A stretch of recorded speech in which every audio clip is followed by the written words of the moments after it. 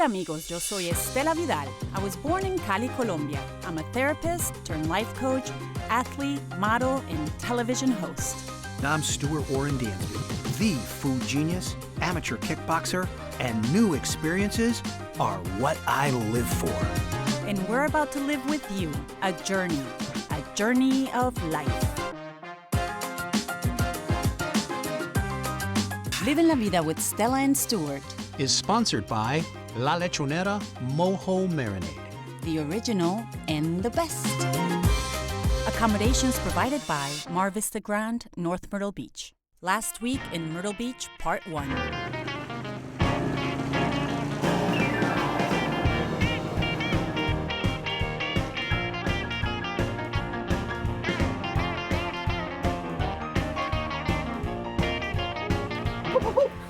Okay. Salud. Salud. Dinero. Dinero. Amor.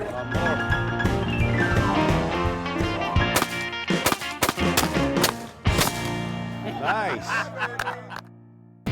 For years now, I've not only trained Muay Thai kickboxing, but I've covered the UFC and mixed martial arts in general as a blogger and interviewer. We're training at Fitness Edge with one of the first guys that I ever had a chance to query just before his UFC bout, Nissen Osternick.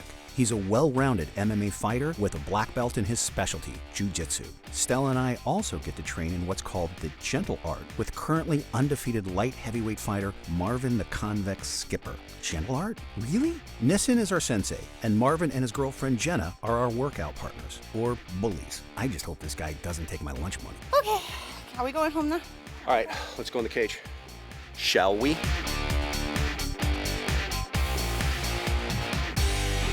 All right, listen, before we get started, tell us a little bit about the history of jiu-jitsu.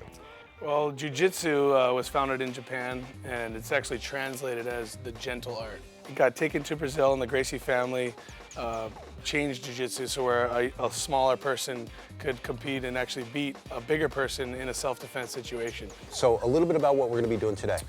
Today we're just going to go over some fundamentals of jiu-jitsu and kind of give some people some insight on what jiu-jitsu is, what it can be used for, all the dualities of its uses in life, and also how it keeps you in wonderful shape and feeling great about yourself. Dynamite. And then what are we gonna do with the girls? Well, Jenna and I are going to do jiu-jitsu for self-defense in a little bit, but I think we're going to watch this battle. What? Yes, come on. You gonna leave me? Yep, you're on your own, baby. Uh-oh. Stuart, you're ours, buddy. Nowhere to go. Get out of there, Stuart. Get out of there. Oh. This is called the country. This is for a small person to relax with a big guy, to control the big guy, and eventually I can submit him. So right now, he puts his hands down. I sit up for a guillotine. I break his posture down, and then I shoot his arm through, grab my bicep and grab his bicep. Whenever I want to, I can start ripping. If I can't get that, I can break his forearm. He's doing pretty good for an old guy. He's a little stiff and he's coming around. He's pretty good. I like old school. I grab his armpit, I roll him up. Now, you ask Stuart what kind of pain he's in right now. He's already hurt. Then I'm going to just slide my hand underneath behind his neck and then squeeze his body right there. Yep. And he'll pass out in about 3 seconds due to lack of blood flow. So that's what we call the rear naked choke. That's the fundamental choke in jiu-jitsu. That was intense. I was literally scared for Stuart. I was waiting for a bone to break. So when I was actually rolling with him live, it was really intimidating at first, but then, like most pros I've ever trained with, I realized he was gonna let me go at my pace and just be a little bit above that. So it was actually kind of exciting. I know he was tempering his pace until the very end. I'm ready to go get hot and sweaty with my girl Jenna. Hot and sweaty, mostly because I woke up with a fever and possibly the flu. The show must go on. I want to grab my own bicep and then get my hand deep on the base of your neck, okay? And so what's going to be really effective is when you're standing, you can drag the person backwards off their feet. And that's put a lot more pressure on their neck. Yeah, grab her arm so you don't hurt your neck. When Jenna did the chokehold, I really did not expect her strength to squeeze me that fast. I felt it on my Adam's apple, and my immediate reaction was to cough. So I can imagine if she just did a little more of a squeeze, I probably would have been out. She did great. She has the potential to be a really good jiu-jitsu artist. She's very athletic. and a fast learner, so I think she would be great if she found a facility she liked and started training. Well, as I expected, Stella was much more athletic than Stuart. Nah, they both had a great time, and it seemed like they both were actually feeling the jiu-jitsu spirit, and it was really exciting to watch someone starting from the very first time and how they reacted to this new sport of jiu-jitsu and how it made them feel, because it's unlike anything else in the world, and it was really exciting to watch Stella and Stuart's invigoration of the feeling of jiu-jitsu. He's gasping for air. And I trained for 5-minute rounds. I was winded, one, coming off a cold, but two, definitely, I was way out of my comfort zone, and the total body conditioning it takes. I train a lot of core. This is more core than even kickboxing, and it's much more of a challenge. You use your body to submit somebody else. The more of your body that you use, the quicker you're gonna do it, and it's just flawless. I love it. I think I'm hooked. Thank you, Marvin. Thanks, son. For not injuring me. I appreciate it.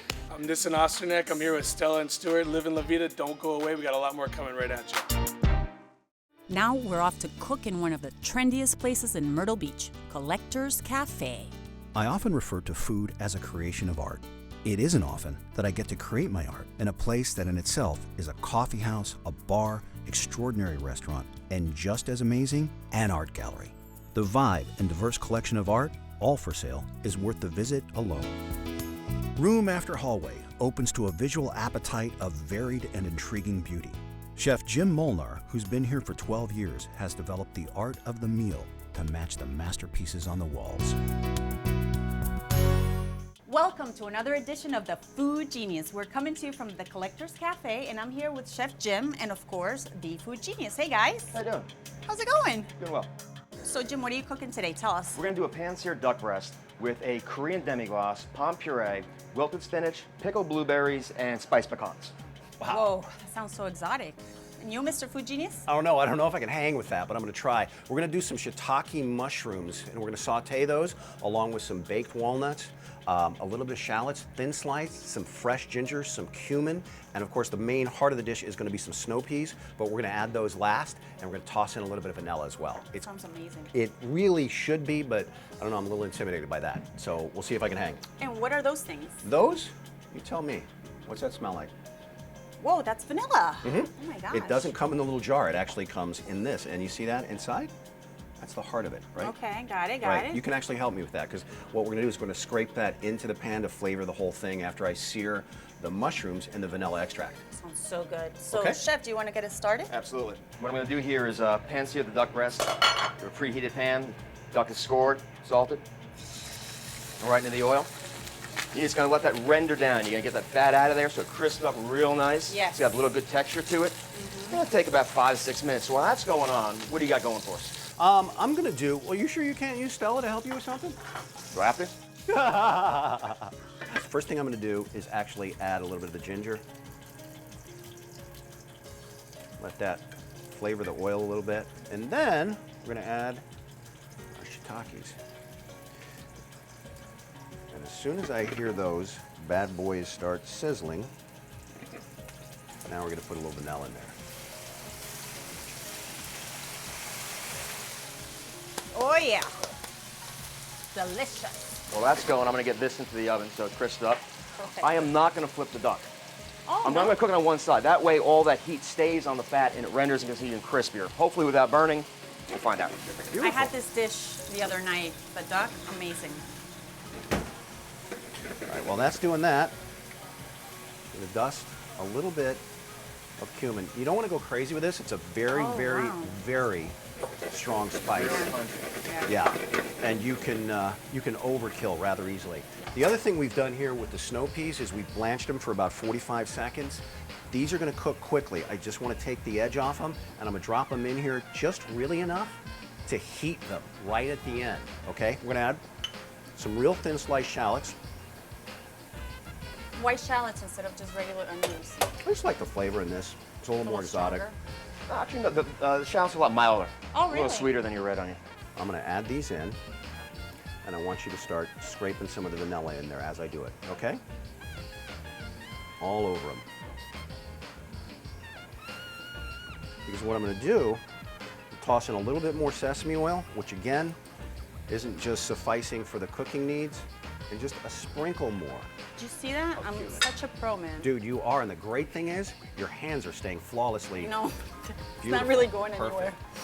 Okay, I'm good. I'm gonna keep this warm. Awesome. Let's go back to you. What do we got next? We're gonna pull the duck out. Okay.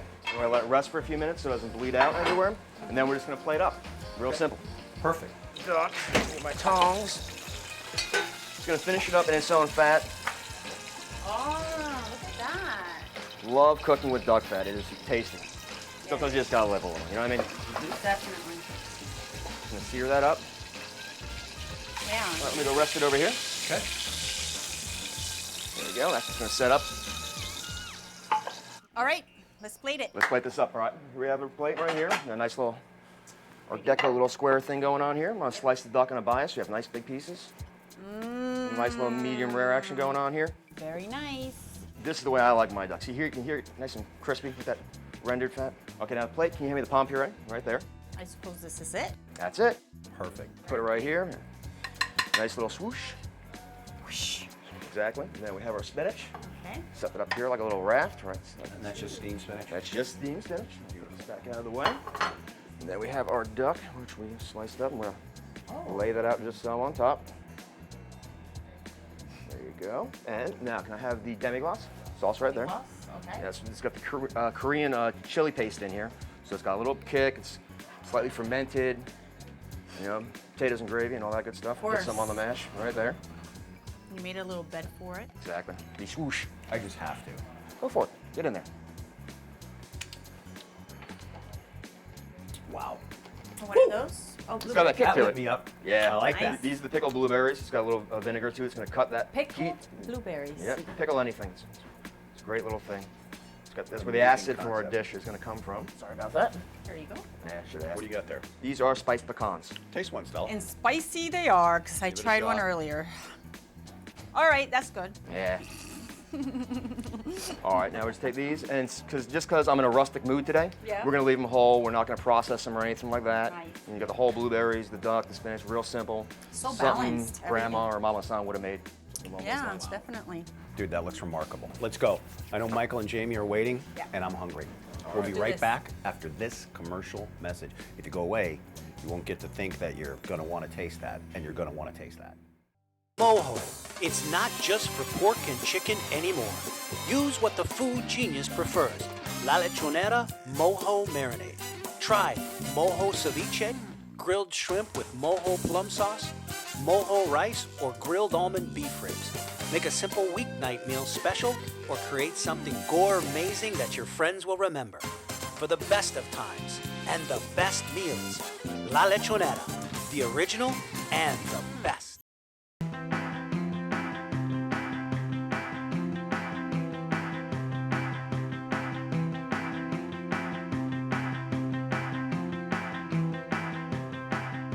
So, Jim, your accent. Yes. Not exactly South Carolina. No. Jersey. What exit? Mike. Last one. Please. And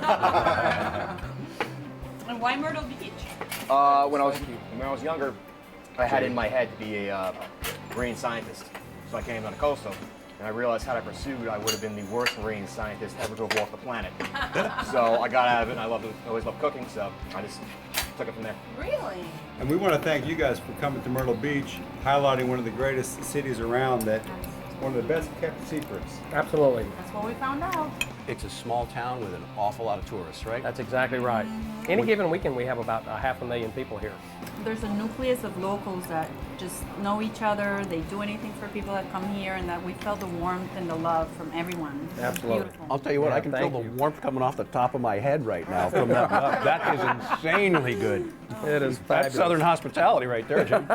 And we want to thank you guys as well for having us here, for helping us produce the show, and just creating great content for us. We're so excited to watch Well, it. when you got Mr. Myrtle Beach, it just has to make a phone call, and it happens. So thank you, my man. Well, thank you guys. We appreciate the opportunity. for Well, sure. to Mr. Myrtle Beach transplant, a salute.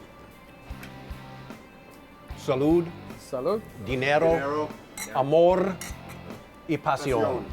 It's dinero, not dinero. Myrtle Beach style dinero. Robert De Niro. Until next time. Ciao, ciao.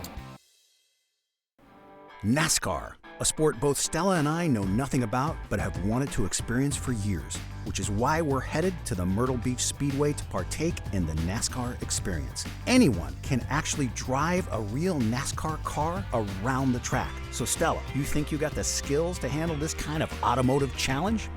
Of course, remember, I drive rush hour in Miami all the time. Point taken. Our guide today is the Director of Operations, Steve Zacharias. Although he looks really young, he knows a ton about racing. Steve is the son of a race car driver himself and loves to share his knowledge of the sport. Once you spend 5 minutes listening to him, you realize the culture of racing runs deep in his family, as does his expertise. But if you guys come out here and scare the crap out of yourself and all of a sudden now you're all over the place. You know, it's hard to regain confidence and get yourself in a rhythm. So start off slow and build speed. So now as we come off the corner, again, we're just worried about our left side tires being on that mark. Now we're out of a lane, now we're getting back to a straight line. We actually get a lot of females that come out and do the experience. And girls, 9 times out of 10 will actually do better than the guys, because when the guys come out, they want to talk smack and they're this and I'm this and I used to jump off of this. The girls, they'll actually sit there and listen to what you're saying. They absorb it, they understand it, they go out and do it. Floor it. Just be careful how you word that. Yeah, it's ease into the gas. I like to just always use the word ease. We don't want you to floor it, because you're going to get to that point where you've reached max acceleration. With all the training that they give you here, I need to stay on track. I need to make sure that I listen to everything they say to make it a safe experience. Woo! I am so ready. Steve took us both on a ride along to get a better feel of the track before we drove on our own. I think he was just trying to mess with Stella. I wasn't scared. Driving experience.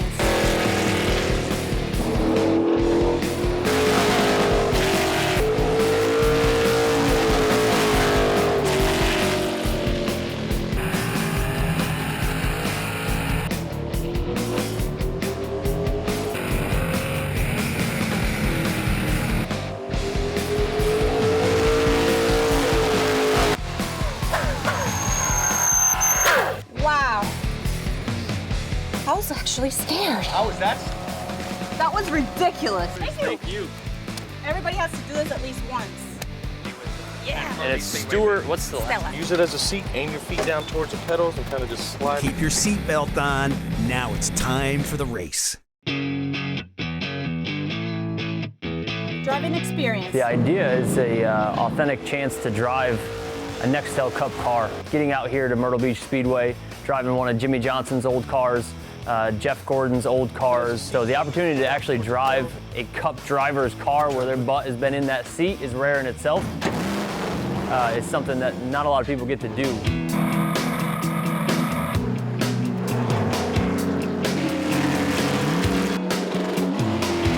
Starting off, I was a little rough when I first came out of first gear, just shifting, making sure you got to fourth gear by that one point.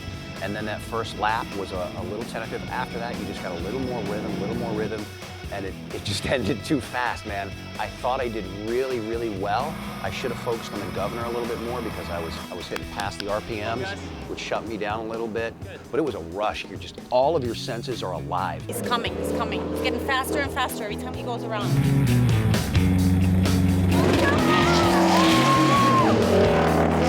Watching Stuart going around the track was a very proud moment for me, actually. I felt, I could see that he was getting more comfortable as the laps went on, and he looked like a pro out there. I was very proud.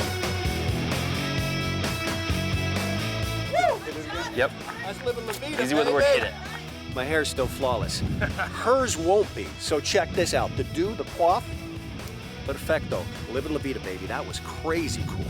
So my buddy Jamie comes along for the ride, and let's just say he's not exactly the daredevil he used to be in his youth. Stuart, I think Jamie needs a little push. Let's go.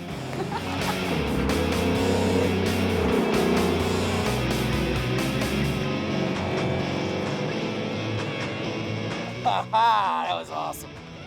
All right, scooch him out of the way. Go ahead and get her in. I'll get him out. Next, go ahead and get Time her for in. me to drive. Oh my gosh.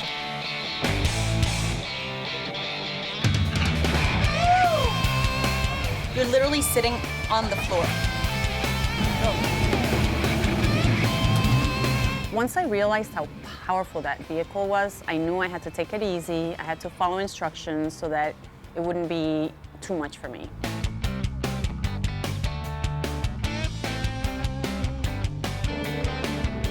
The difference between how I felt right before I started and by the end of the laps, completely different. The reason why is because I realized I could handle it.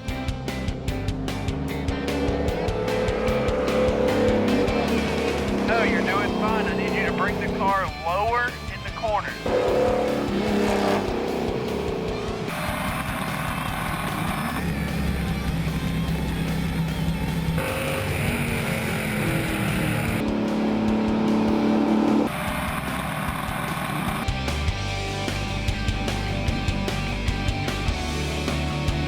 Stuart did great.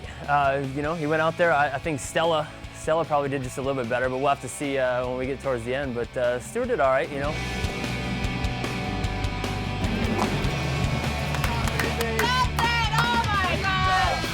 It was a rush. It was a great rush, and I definitely want to do it again. You realize that the car can handle a lot, you know, because at first you're trained to like, hey, be careful, you're going to lose control. But these cars are made for this, so amazing. Great job. Thank you. Good guidance. I don't know how good my time was. I know my time was definitely better than Stella's, though. All right. Stuart, you did pretty good, my friend. What'd I do? 92 miles an hour. Cool. Problem That's is good. Shame. that my lady friend here went 92.41 miles per hour. Oh yeah, man. I knew it. See? This is rigged. It is not. Man, I'm out of here. He's always such a diva. Did you see that? Baby, come on. It went like this. Whoa! Ow! Stupid. Let's get it on.